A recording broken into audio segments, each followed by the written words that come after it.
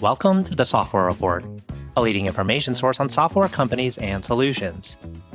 In this episode, we speak with Marc Levine, Chief Executive Officer of MetricStream, a company helping organizations manage governance, risk, and compliance more effectively.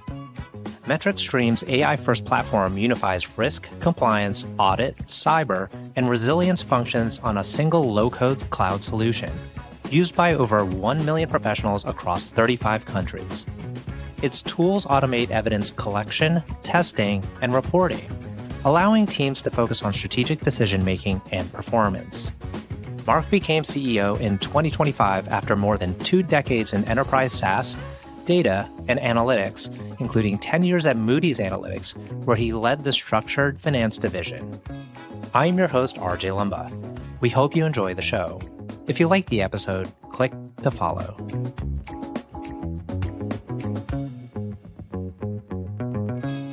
Marc, great to see you. Thanks for taking the time. Nice to see you as well. My pleasure. You're 7 months into the role, I believe. You came from Moody's, and it seems like a unique move from more of a financial-oriented organization. I believe you were head of structured finance into a CEO role of a software tech company.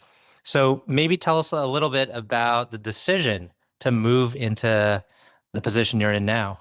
Yeah, sure. So interestingly, at Moody's, I was not with the rating agency. I was with Moody's Analytics. And so we were really Moody's Analytics in general does a lot of software data, models, et cetera, and has a pretty big focus on risk.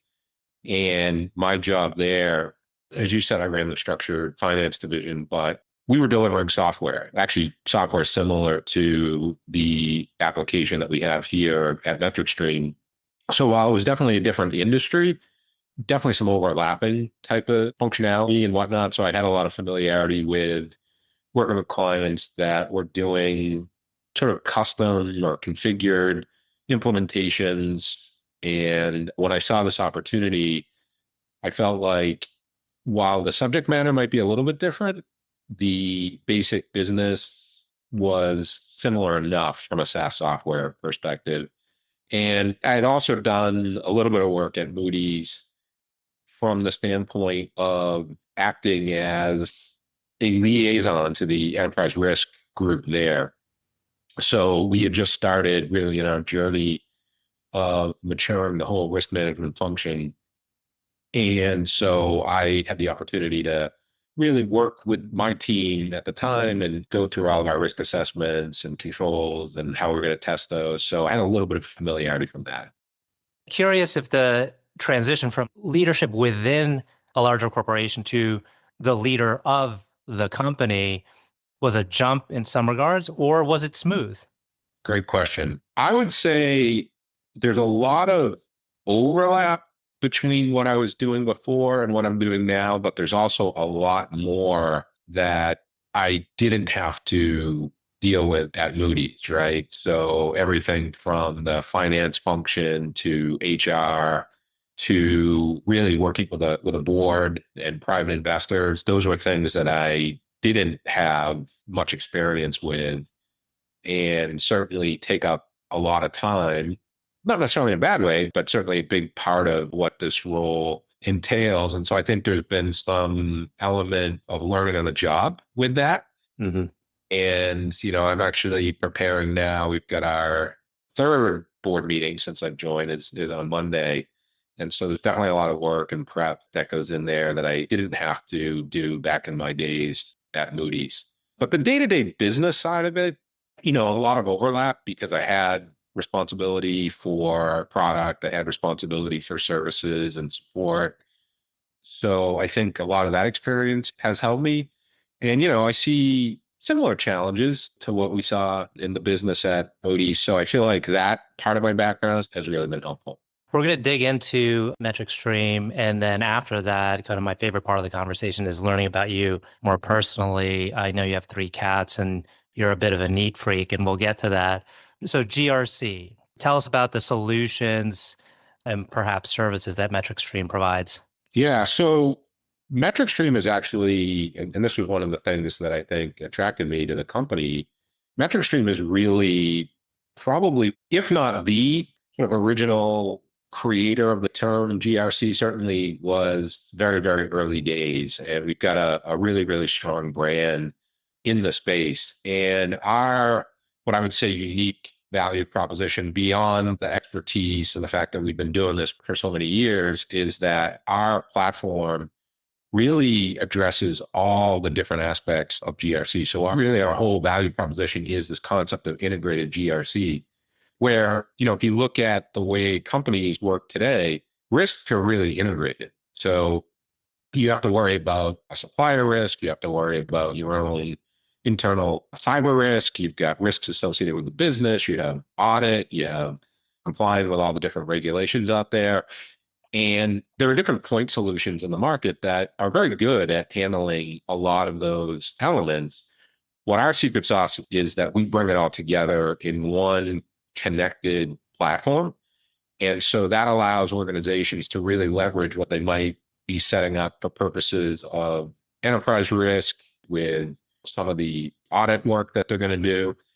And what I think is really exciting, particularly for us, is that as we move toward, of course, everybody talks about AI, but as we move more toward this agentic AI world where you'll have agents that are going to provide capabilities to supplement what users are doing, what's exciting from a MetricStream perspective is that we'll have agents that kind of handle the cyber side, the third-party risk side, the compliance side, the audit side, and those agents will all talk to each other, right? And, when you have point solutions and things like that, it doesn't work quite as well. The other thing is we play very strongly in some of the major and enterprise type organizations because what we found is that companies all have their own workflows and they want to see data a little bit differently, and they have different forms in terms of doing their risk assessments and testing and so forth. And so we focus quite a bit on providing configurability and workflows and really make that whole process automated for organizations. When we think about heavily regulated sectors that warrant compliance solutions, we think of the financial industry as one, others that maybe touch, healthcare as well as government. What are the biggest sectors that you sell into?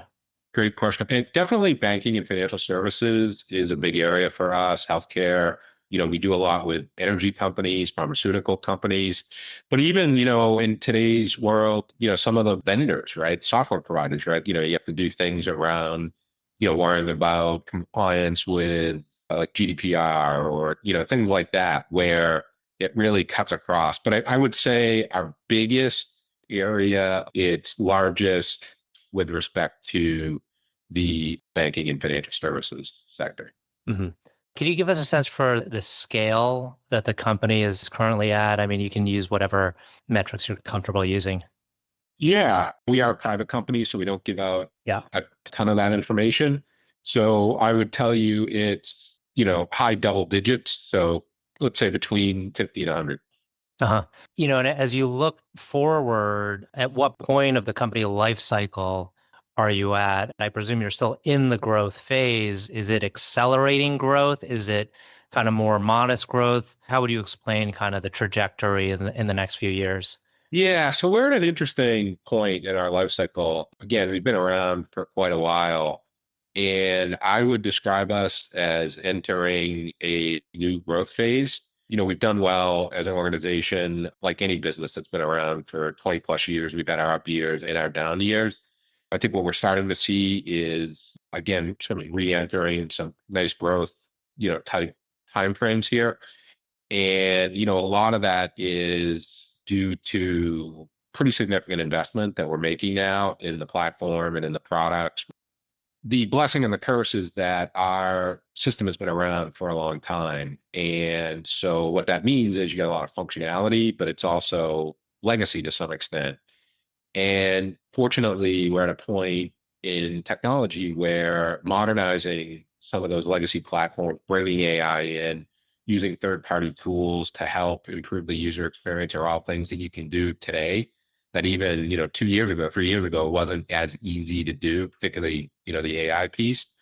So we're pretty excited. I mean, we just launched our latest version of the application the beginning of October, and we had a whole bunch of features that clients have been waiting for. For example, we did a whole new reporting paradigm or embedded a whole new reporting paradigm. This was something clients were looking for a while. And you're going to see quite a bit more. Our next major release is in January. So we've got lots of exciting things, both core product enhancements as well as, AI capabilities built within the platform.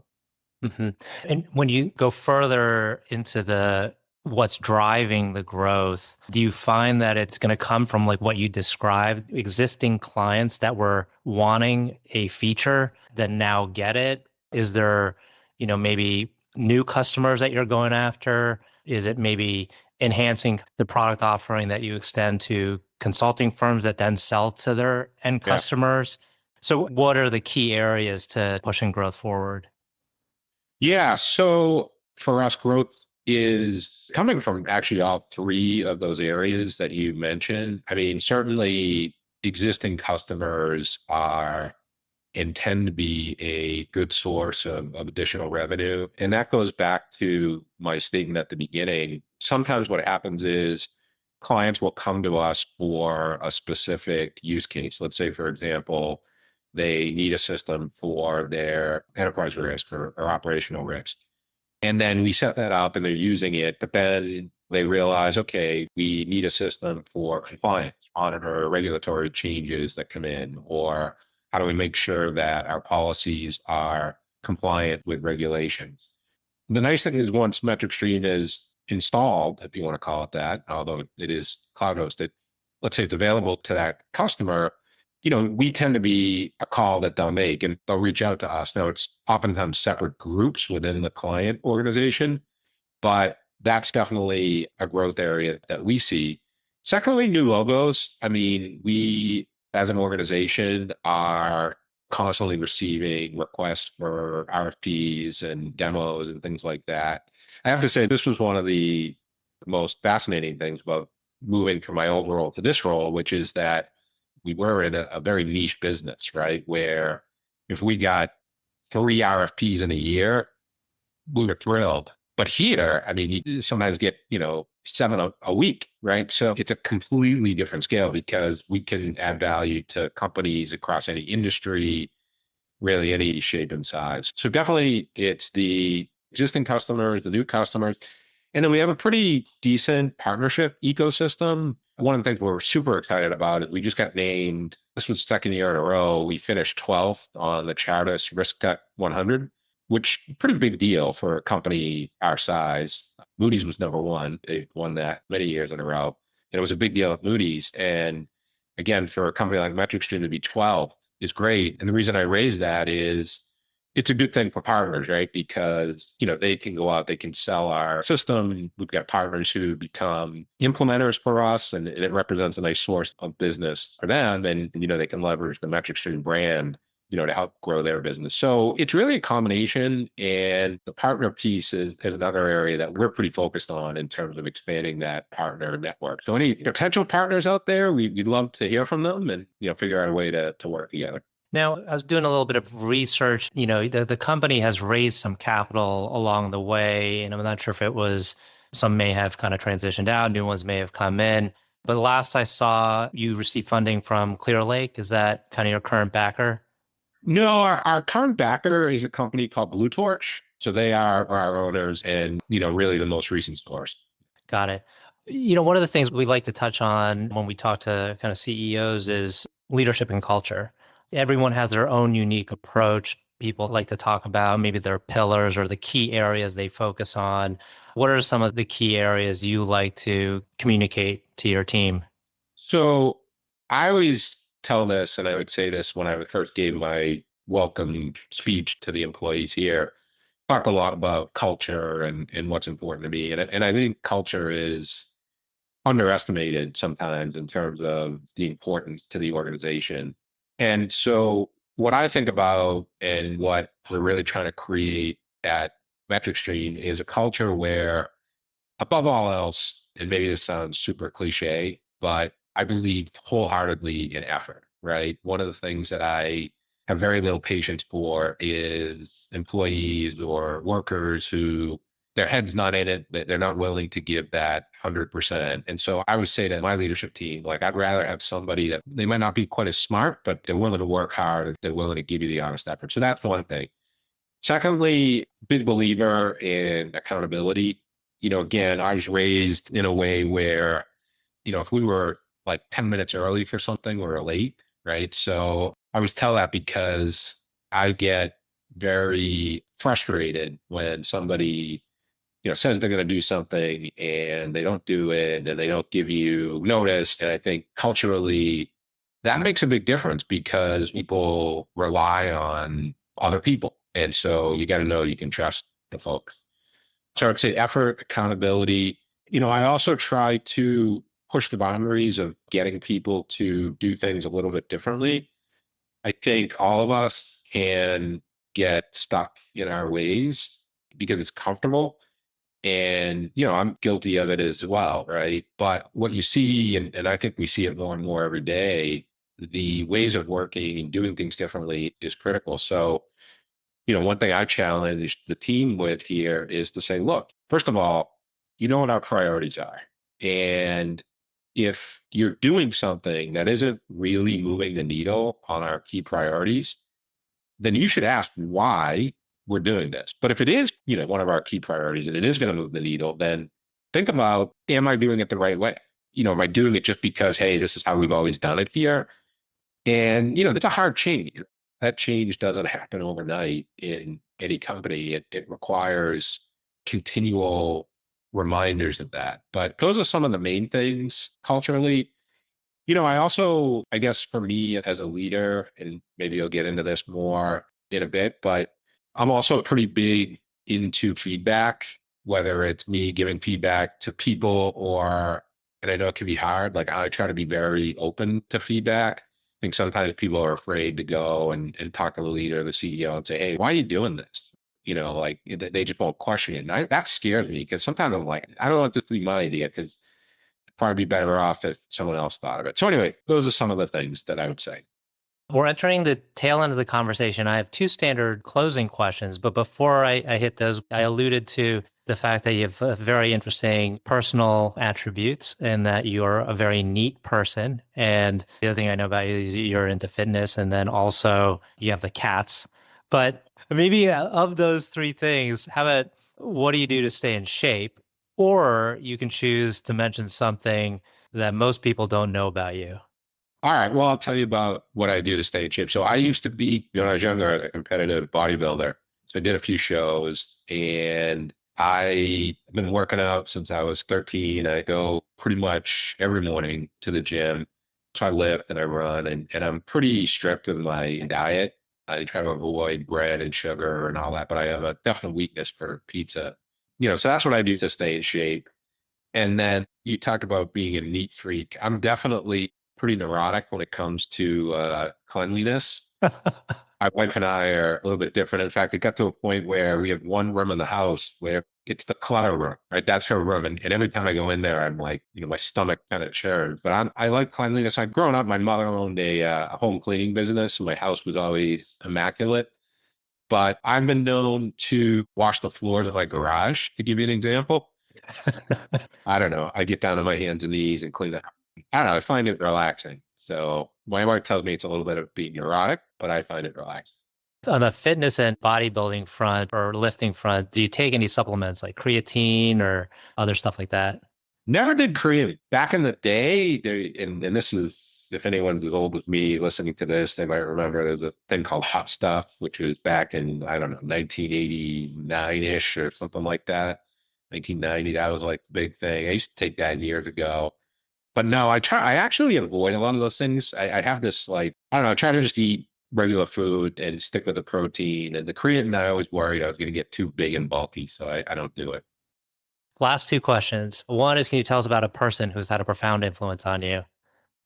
That's a really good question. I would say the person that's probably had the greatest influence on me is my mom, close with both of my parents. My mom, we've always been very close. And I think what has influenced me most about her is her ability to fight through adversity. She was diagnosed with stage 4 lung cancer, I think 16 years ago, and she's still alive. And she's young. I mean, she got it at like 56. And she's had it go across multiple parts of her body, to her brain, to all sorts of ways. And somehow or another, she just kind of keeps going. And despite feeling horrible. And so sometimes when I get in these moods, or stressed, I kind of hear her voice going, all right, just got to keep going. So I would say her. But yeah, I've had a lot of people in my life, but I would say she's been a big influence on me. Incredible. Last question. Can you tell us about a charity cause or other endeavor that you're passionate about? Yeah, I would say from a charity perspective, it's the Jimmy Fund, right? The cancer awareness, right? I've always, again, kind of related to my mom. I would say that's the area that I'm really interested in. We did the Jimmy Fund walk a couple times, raised money for that, and a little bit of a donation to the Dana-Farber that has treated my mother for many years. Well, Marc, I want to thank you again for taking the time. It's been a great conversation. Thank you. I enjoyed it.